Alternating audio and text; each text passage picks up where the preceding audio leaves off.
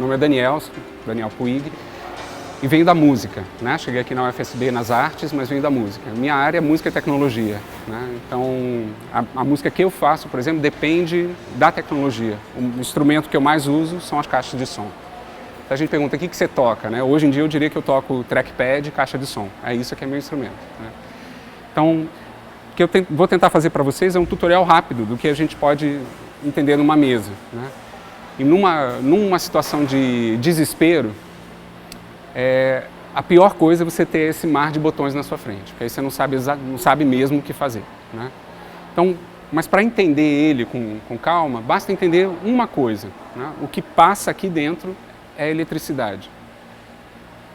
Isso é um circuito elétrico. Então, em cada faixa dessas tem um sinal elétrico passando.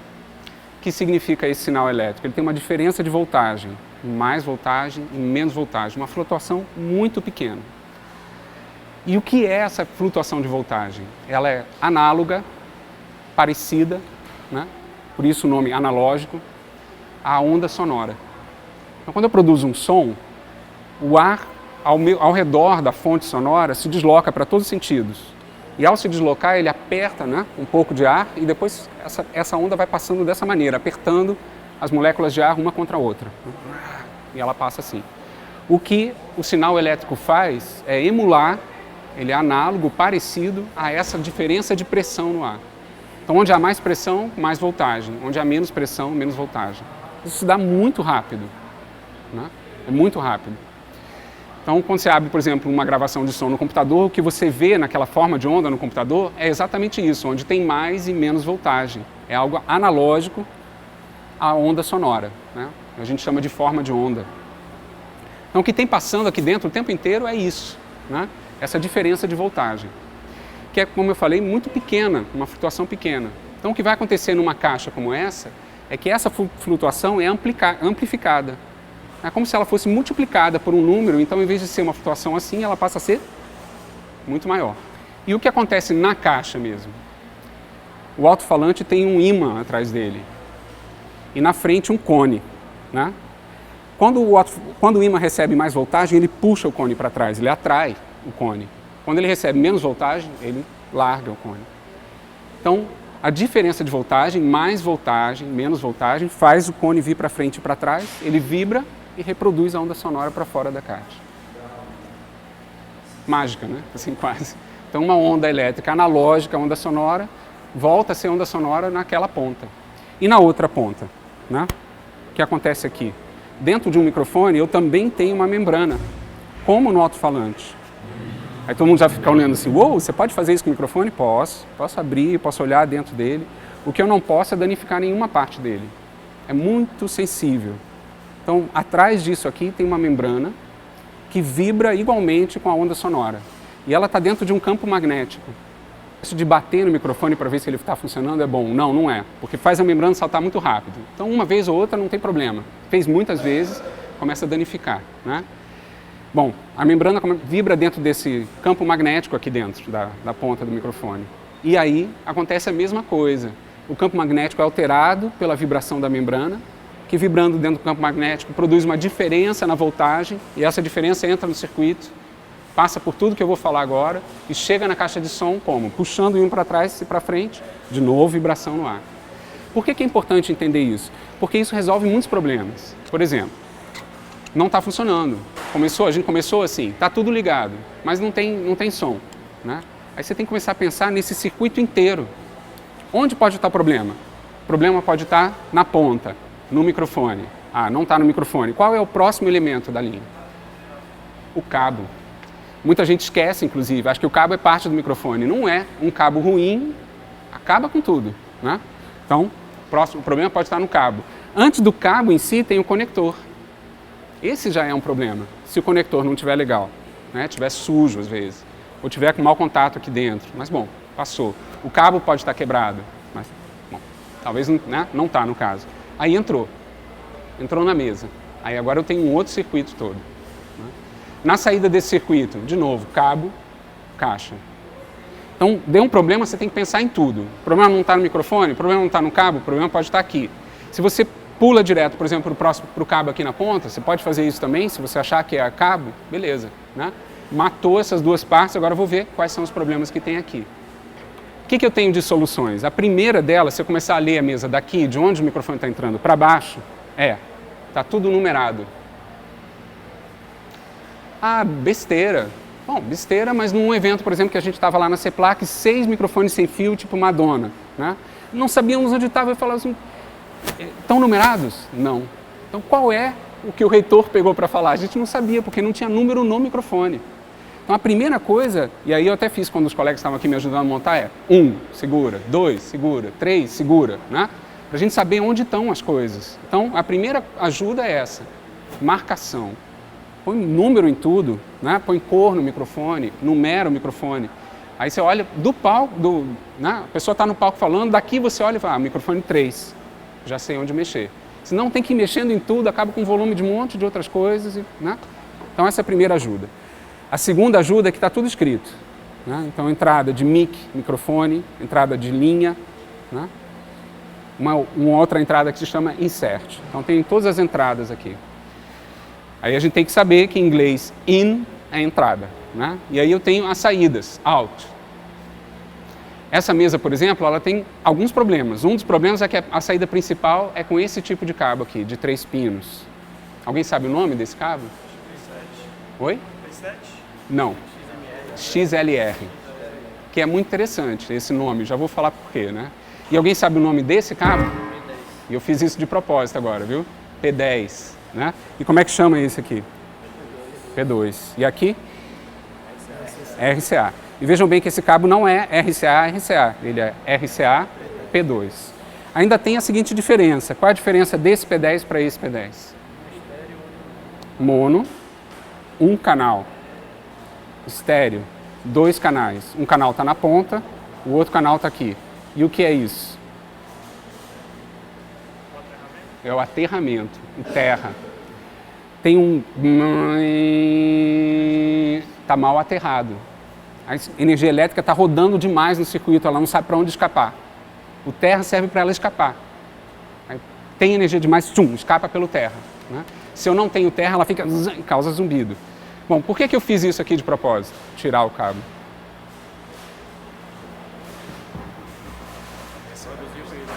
Produz ruído. Agora que interessante. A gente tem energia elétrica, né? Então qualquer outra entrada, botou um cabo de áudio, por exemplo, próximo ao cabo de força, pode haver uma interferência de campo magnético pela passagem rápida de elétrons no cabo de força que influi no áudio, né? A outra coisa é essa justamente, bom, eu quero fazer isso aqui, eu tenho que desligar a caixa, né? Se eu não desligar, isso é uma das coisas que mais incomoda o público, por exemplo, esse tipo de barulho, né? Então qual é a ordem para montar? Caixas desligadas, monta tudo, por último liga as caixas. Qual a ordem para desmontar? Primeiro desliga as caixas, depois desmonta tudo. Existe algum problema em se eu quiser mudar a ordem dos canais, em vez de começar 1, 2, 3, 4, mudar, né? Nenhum problema. Só que você precisa conhecer a característica dos canais. Essa mesa tem um canal diferente dos outros. Esse canal último aqui, 1516, é um canal estéreo.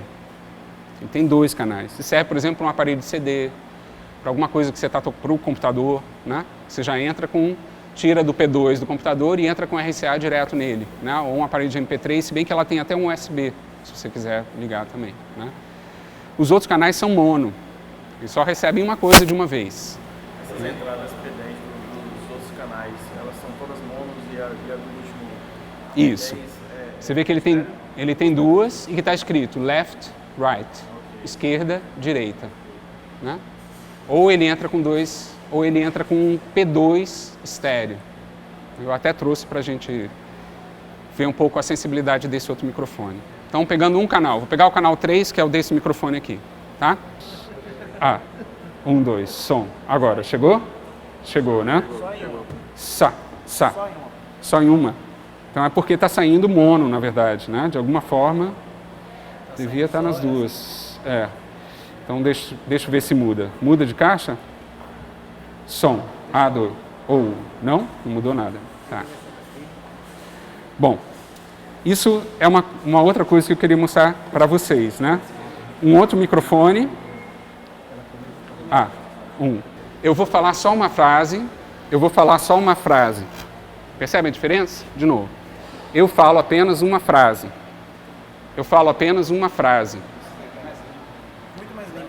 Tem uma diferença entre os dois, né? Quando você diz mais límpido, você consegue identificar qual é sonoramente essa diferença? Como é que você descreveria ela? Se ela fosse mais fina, como se tivesse mais agudo. Mais agudo. O que é um som agudo? Isso vai ser importante para a gente entender. O que é um som agudo? É o que a gente chama de fino, né? O som grave é o contrário. Né? O som muito grave. E a gente fala geralmente de 3 faixas, que estão aqui nos azuis. Agudo, médio e grave. Então, essa parte aqui da mesa é a parte do equalizador. É onde eu posso equalizar ou igualar esses 2 tipos de microfone, por exemplo. Então, vou tirar grave desse e vou dar grave nesse. Esse tem agudo. Eu posso tirar agudos dele. Então, vamos fazer um teste aqui. Eu posso pegar esse microfone agora e dar mais agudo nele. Fazer ele ficar ainda mais agudo, né? Se eu tirar os graves, ele fica só agudo praticamente, né? Tirar os médios, aí perde energia, inclusive. Se eu deixar só médios e tirar o agudo completamente, né? Se eu deixar só o grave e tirar completamente o médio, só tem o grave. Você vê que muda totalmente a cor do som, né? Totalmente. Isso é o que o equalizador faz, ele é um filtro. Ele filtra nessas 3 faixas. Se tiver mais, ele vai filtrar em várias outras faixas. Algumas mesas você controla, inclusive, qual a faixa. Então, eu estou numa sala onde está tudo... Tem grave rolando na sala. O que eu tenho que fazer? Tirar grave.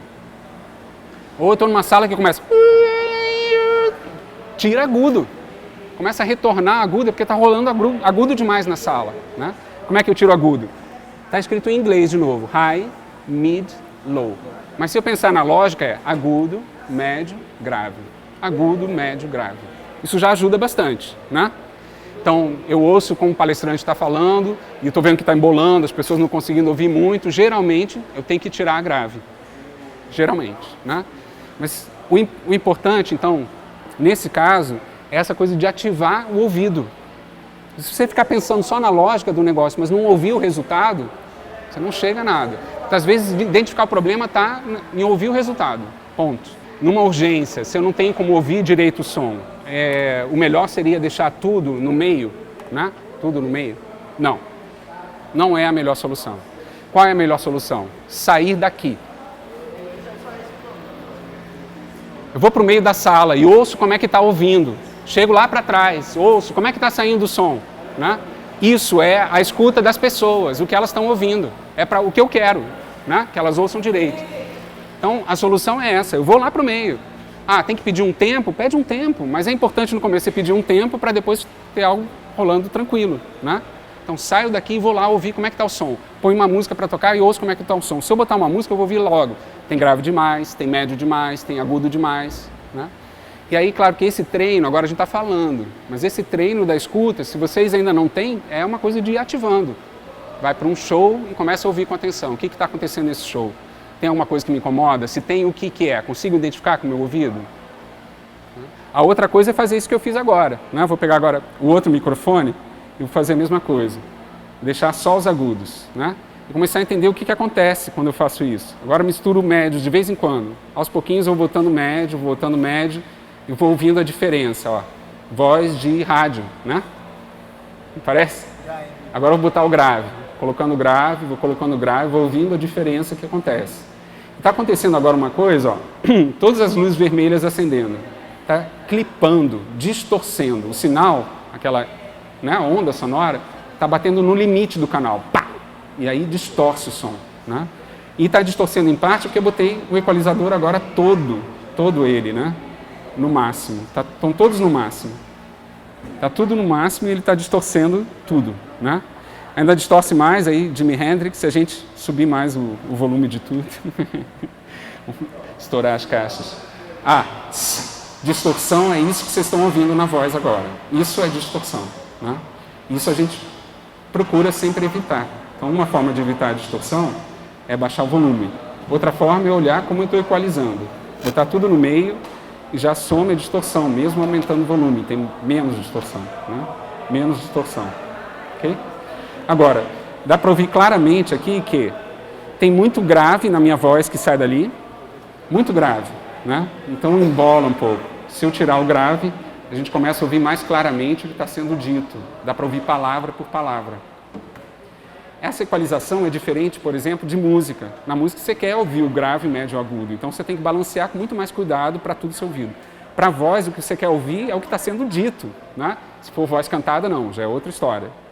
Então, outra maneira é, além de tirar o grave, que eu tirei muito, mas colocar um pouco de agudo. Torna o som também mais brilhoso, né?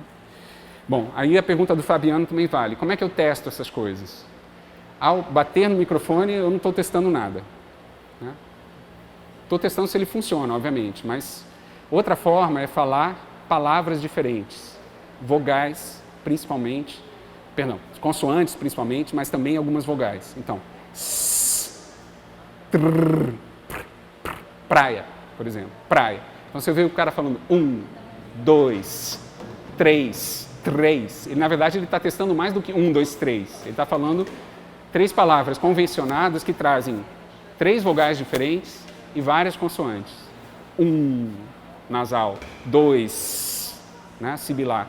3, né, com a língua rolada. Então, você pode usar o que você quiser, mas desde que você tenha uma ideia do que está rolando no som. Bom, vou tentar uma equalização mais ou menos interessante. Tá. Para falar do resto agora, tá? Não preciso mais do microfone. Chega perto que vocês vão ter que olhar aqui também. Tem 2 coisas no canal que controlam o volume, né? Uma é essa aqui, a mais óbvia, né? E aí a gente pode falar já da marcação dela. Okay?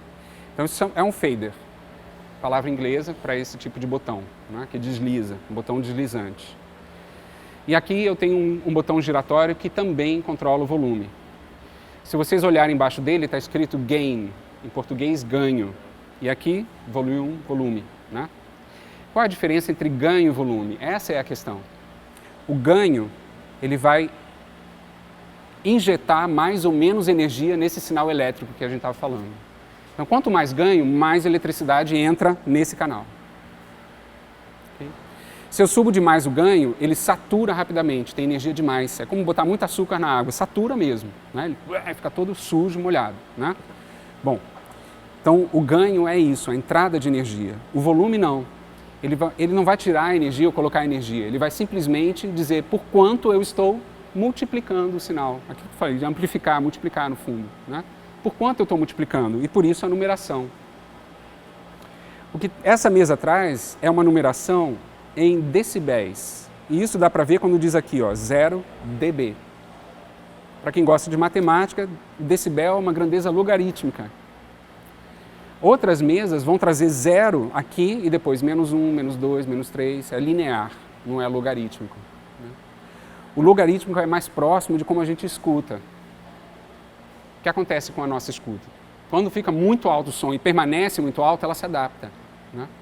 Quando um som começa a subir de volume, de repente ele fica alto demais. Deve ter estourado aqui o áudio da gravação, inclusive. De repente ele fica alto demais, né? Então a nossa escuta ela também é logarítmica. Os tímpanos têm esse tipo de sensibilidade, né? Então essa marcação é isso. Em 0, quer dizer que eu não tenho nenhuma energia. 0 energia, né? Bom, e 10 dB seria o máximo de multiplicação. O que mais? Bom, então eu tenho esses 2 controles de volume. O primeiro a ser controlado é o ganho. Foi o que a gente fez antes, né? Tá baixo o volume do microfone, eu fui lá. Depois eu vim aqui, subir os faders. Então controlei aqui sem dar distorção, mas ter sinal suficiente para ouvir o que está entrando no microfone, né? E aqui eu vou controlar agora. Então, diferentes microfones vão ter volumes diferentes, diferentes pessoas vão falar com volumes diferentes, então ao longo do que está acontecendo eu posso só controlar esse volume. O ganho, geralmente, a gente coloca no início e deixa. E aí é bom ter sempre alguém que testa os microfones com você. Você está na mesa, outra pessoa está lá em cada microfone, alô, alô, mais um pouquinho, você ajeita toda a equalização, ganho, beleza. Aí durante o evento você vai controlando o volume. E aí tem esse botão aqui, que é sempre o primeiro depois do volume, e que é muito importante em alguns casos. Chama-se PAN. O que ele controla? Quanto de volume sai num canal ou no outro. Então aqui eu tenho o canal da direita e da esquerda, né? Que estão trocados ali na frente, se vocês perceberem. Porque é a direita do público e a esquerda do público. E aí o que acontece aqui? Se eu penso assim, né? Eu também consigo controlar a esquerda e direita aqui, ó. Right, left. Então, isso para uma banda, por exemplo, faz diferença. Eu tenho a guitarra num lado do palco, então eu coloco, por exemplo, no lado direito do palco, vou colocar o pan mais para o lado direito. Na gravação de uma bateria, você microfona vários microfones da bateria e faz o pan de cada canal do microfone ficar numa posição que equivale mais ou menos à posição da peça da bateria. No caso de duas pessoas falando, pode ser interessante usar pan diferente, porque o público começa a ouvir, ele, ela, ele, né? Assim, em lados diferentes. Pode ser interessante, pode confundir também. Né? Por isso que é interessante também ter sempre dois canais. Quando você sai com tudo em um só, vai tudo para um canal só. Quando você sai em dois canais diferentes, você consegue misturar e brincar com o sinal de outra forma. Você imagina que, né, por exemplo, então pegar os dois microfones que a gente está usando e jogar um pouco mais para uma caixa, o outro um pouco mais para outra caixa. O que eu vou ter é um som mais cristalino saindo nas caixas. Quando estou tendo tudo junto e tudo enviado para, mesmo que sejam duas, está tudo maçarocado e misturado. Né? Se eu separo um pouco, dá mais clareza, transparência, profundidade. A gente não costuma pensar isso, mas a escuta tem profundidade. Quando o som está muito distorcido, muito junto, ela perde profundidade. E isso é um dos motivos que muitas vezes as pessoas não entendem o que está sendo dito numa palestra. Perderam a profundidade. Deixa eu mostrar para vocês o que acontece nesses cabos, né? No XLR. LR é de left e right, esquerda e direita. Ah, sim. O sinal está dividido em dois. E quem é o X? É um sinal guia. Então, o pino central tem uma voltagem padrão. Ela não muda. Os outros dois têm diferenças de voltagem que vão sendo comparadas à do meio. Então, a precisão desse sinal é muito grande. Numa entrada P10, você só tem o sinal e o terra. Então, a precisão dele é muito menor. Quando você tem um sinal para comparar, você consegue dizer a cada instante, mesmo que a voltagem toda da sala flutue, onde é que está o sinal, onde é que está a onda. Então, essa entrada, seja aqui como nas caixas, ela tem maior qualidade. Né? Muitos profissionais de áudio, por exemplo, se recusam a fazer o que a gente fez aqui. Eles dizem, não, em absoluto, nunca vou fazer isso com o microfone, especialmente se o microfone dele é bom. Está saindo em XLR e está entrando em P10. E está perdendo toda a informação que o microfone está gerando. A melhor parte desse microfone é poder gerar essa comparação entre um sinal guia e dois outros. Né? E isso está sendo perdido aqui. Simplesmente por um plug no cabo. Então, o cara vai, se não te xingar, ele vai pelo menos mandar assim, some com esse negócio daqui. Né? Por isso. Então, claro que para a gente, assim, quanto mais a gente puder chegar perto do ideal do áudio, ótimo, mas vamos fazer com isso. Mas só para mostrar para vocês a diferença, no mesmo microfone, né? Então, que eu já equalizei um pouquinho. Beleza. Então, a gente está ouvindo agora com o P10, tá? Eu vou aumentar o ganho um pouquinho só. Ele não está clipando. Beleza. Ok? Beleza. Então, agora, botão fundamental, que era a última explicação da mesa depois do pan. Esse aqui que está escrito mute, o que ele faz? Ele faz simplesmente isso, ele muta. Mudo, acabou o sinal. Então, se eu quiser agora desplugar, não incomoda ninguém. Se eu fizer isso sem mutar, né? Muto, desplugo. Então agora falar, atenção, 1, 2. Perceberam que mudou completamente só pela mudança de cabo? Muda totalmente, né? O que acontece? O sinal está, por exemplo, mais fraco de um certo, a gente ouve mais baixinho. Está mutado ainda, né? Opa, já mudou bastante, é isso mesmo. Então, não ficou mais fraco. Está igual, mas eu não precisaria equalizar ele desse jeito, por exemplo. Poderia tirar muito menos, poderia tirar ganho e ainda ter qualidade, né? Fica bem melhor Assim, a diferença entre o que é som baixo, né, fraquinho, e som mais forte, fica mais clara com o XLR. No P10 ela fica quase que chapada, de uma certa maneira. Outra coisa, então, por exemplo, como tem essa sensibilidade maior, também é mais fiel com relação ao grave, médio e agudo do que está sendo da emissão sonora, né, do que está emitindo o som. Então é isso. A mesma coisa acontece aqui. O que está acontecendo? A saída principal seria por cabos XLR. E aí a gente teria provavelmente mais volume nas caixas, qualidade do som. Essa aqui já chama auxiliar 2. Então, para enviar para cá, eu estou tendo que enviar por esse volume aqui, ó, auxiliar 2, efeito. E tenho que abrir o volume aqui para vir para o canal principal. Então, estou fazendo um monte de caminhos na mesa e, consequentemente, perdendo o sinal elétrico no meio disso. Aqui, ó, auxiliar 2 estéreo. Né? Aqui tem a saída do auxiliar 2. Certo. Então, para que o canal chegue lá, eu preciso abrir esse efeito. Então, ele vai mandar para cá. Aí eu tenho que procurar onde é que está. Aqui, auxiliar 2.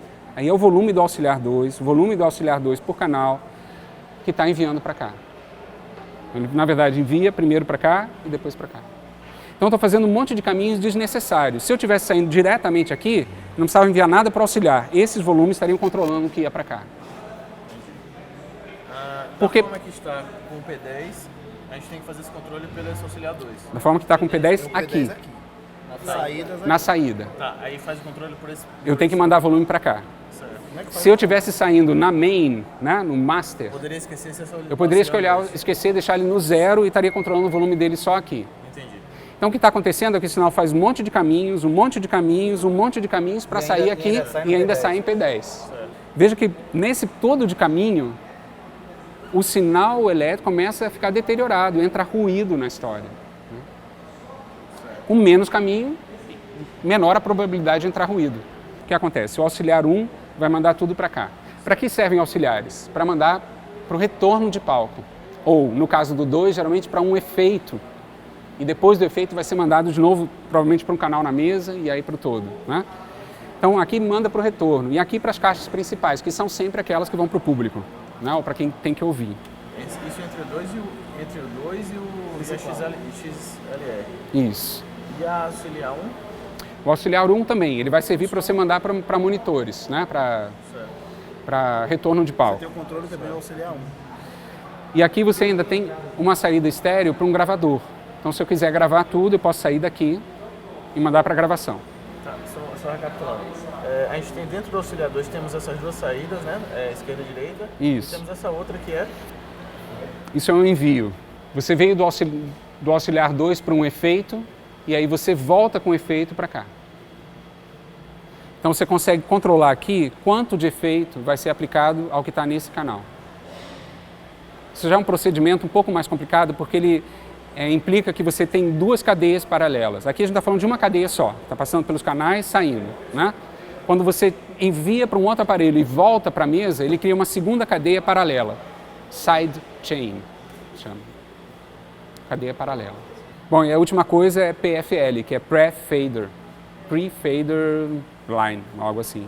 Então o que acontece? Quando eu aperto aqui, o que está entrando no canal vai direto para a saída. Desliga tudo. Acabou. E não passa pelo resto da cadeia. Não passa pelo equalizador, não passa por aqui, não passa por nada. Entrou, saiu. Ele manda direto. Né? Então, sem equalização nenhuma. Isso serve muito, por exemplo, ó, se vocês olharem aqui, saída de fone. Né? E aí você vai ver que na saída de fone tem botão levantado LR, left and right, né? E botão abaixado PFL, auxiliar 1. Então eu consigo, apertando esse botão, ouvir o que está entrando no canal sem nenhuma equalização, sem nada da mesa. Como é que está chegando o sinal da guitarra? Como é que está chegando o sinal do microfone? Se eu tenho um ambiente com muito barulho como esse, por exemplo, né, ou muita gente tocando, isso serve pra caramba. Plugo o fone e ouço só aquele instrumento. Se você apertar aqui e não tiver nenhum apertado aqui, você vai ouvir o que estiver sendo enviado para o auxiliar 1. Não tiver nada sendo enviado para o auxiliar 1, você não ouve nada. Se você desapertar, você vai ouvir o resultado final. O tratamento. Tudo que está passando pela mesa. Aí eu quero ouvir o resultado final, mas sem esse canal, esse e esse. Pronto. Eu ouço o canal final e isso está sendo enviado para o PFL, mas eu não estou ouvindo o PFL. Então, no manual da mesa, é claro que você consegue sacar, tentam explicar da melhor forma possível todos esses circuitos, né? E a grande questão é que, às vezes, o PFL numa mesa funciona em conjunto com esse botão. Numa outra mesa, ele funciona em conjunto com outros 5 botões. Ou, sei lá, funcionam de formas diferentes. Você tem que entender para cada mesa como é o funcionamento. Então, aqui está. Stereo, Rack, Out, Volume. Aí eu procuro onde está Rack Out. Então esse é o volume da saída de gravação, que vai receber tudo o que está saindo para as caixas e que eu vou gravar. Muito bem. Phones Volume, volume dos fones, beleza. Aqui eu não posso estourar meus ouvidos, né? Então nunca deixar no máximo é uma parada. Aí eu ia dar um exemplo prático dos fones, né? Um DJ, por exemplo. O cara está com 2 picapes, né? Ligado uma estéreo em 2 canais, outra estéreo em outro canal. Aí ele começa, está tocando aqui a música, ele quer ouvir a próxima, né? Então ele vai lá e põe PFL na próxima, ouve no fone, posiciona direito, pum, larga, né? Só que tem que fazer essa troca aqui muito rápida, né? Então por isso que as mesas de DJ são aquelas que você tem um controle de volume que joga de um lado para o outro. Esse canal ou esse canal. Simultâneo com volumes diferentes também. E trocando E, volume. pode deixar os dois e subindo e abaixando um, né? Quer dizer, na mão mesmo. Isso. Possível. Então, voltando ao que o Rodrigo pediu, né? Estou indo de baixo para cima. Stereo Master Volume. Então, aqui vão sair para o Master. Né? É o que controla o volume. Depois que eu controlei volumes aqui, mesmo que sejam, né, estejam diferentes, aqui vai aumentar ou diminuir tudo por igual. Né? Quer dizer, continua a diferença, mas a massa toda vai... Né? Eles afetam também as saídas auxiliares? Afetam também as saídas auxiliares. Todas as saídas. Se eu deixar o fade no mínimo, não sai nada em lugar nenhum. Da saída. Então agora, ó, o azul com azul, tá vendo? Tudo azul, tem um código de cor também. Então aqui, ó, eu pressionando, ele tá mandando USB para o canal 15 e 16. E aí ele está equalizando. Entendi. E sem pressionar? E sem pressionar, é isso que eu pergunto. For stereo channel.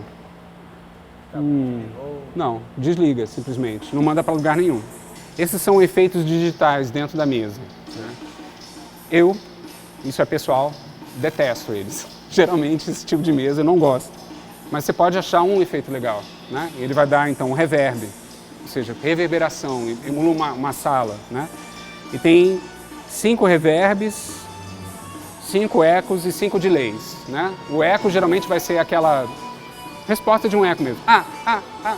Né? E o delay já é uma resposta mais longa.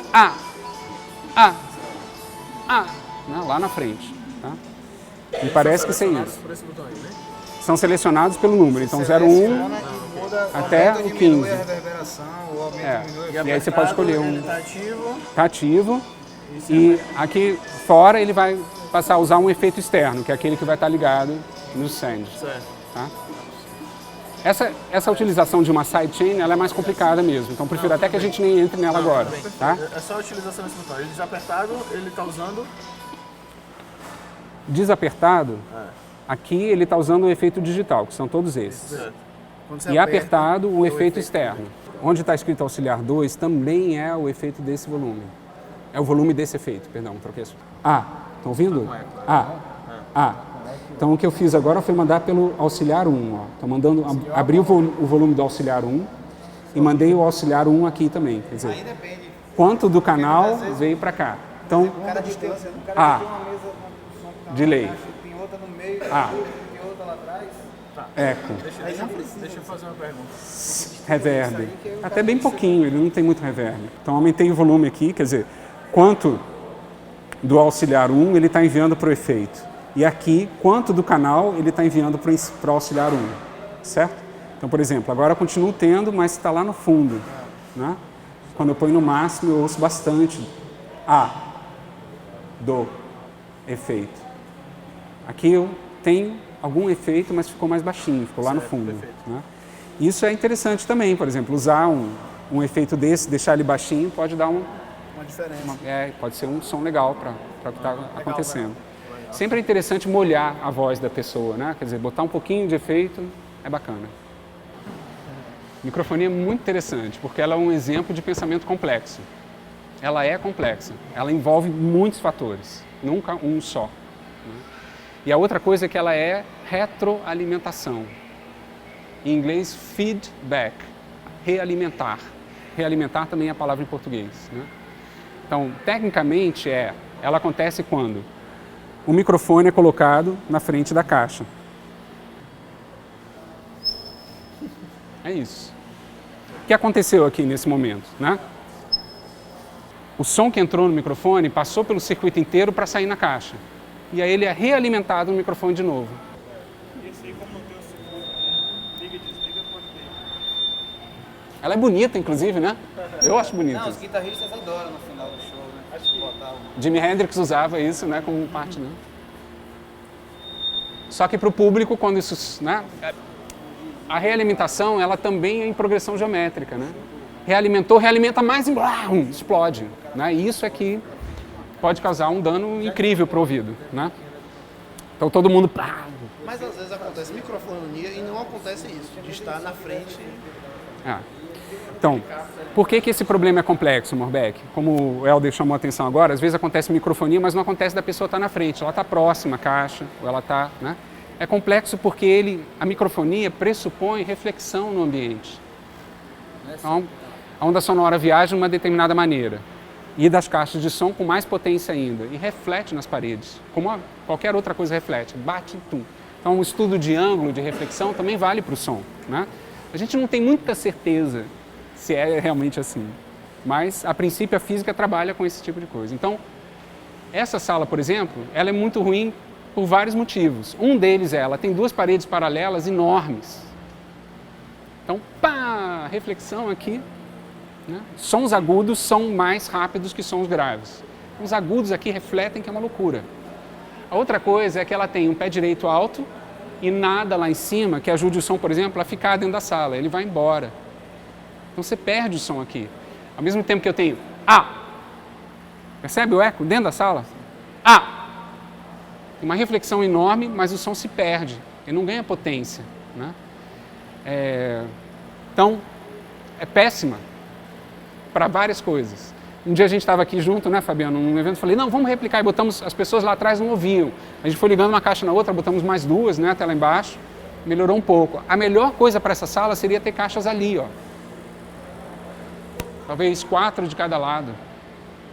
Se tivesse lá apontado um pouco para baixo, o que acontece com o som? Imaginem. Isso era o que eu queria hoje, além da gente ativar um pouco a escuta dessa sala, pensar nessa coisa. Por exemplo, se eu tenho uma caixa naquele canto, né, uma caixa dessa aqui, naquele canto, então deitada lá no canto e virada um pouco para o chão, certo? Assim, nessa posição, ali em cima. O que o som vai fazer? O som vai vir para cá, vai refletir nesse chão, vai subir para o outro lado, né? Ele vai se perder eventualmente, não vai causar muita reflexão, mas ao mesmo tempo vai ter som suficiente para todo mundo ouvir o que está aqui dentro. Num evento, a melhor coisa seria isso. Bom, se tivesse 3 caixas, 1, 2, 3, 1, 2, 3, 3 de cada lado, e as pessoas ouviriam super bem. Ao mesmo tempo que não provocaria microfonia com facilidade. A pessoa está com o microfone aqui, está tudo... Não necessariamente, o microfone está numa posição que não necessariamente ele vai receber, mas dependendo da posição, pode até, né? A outra questão que é possível parar a microfonia com equalização? Sim, é possível. É só você ouvir o que reflete mais na sala. Uma forma de fazer isso é...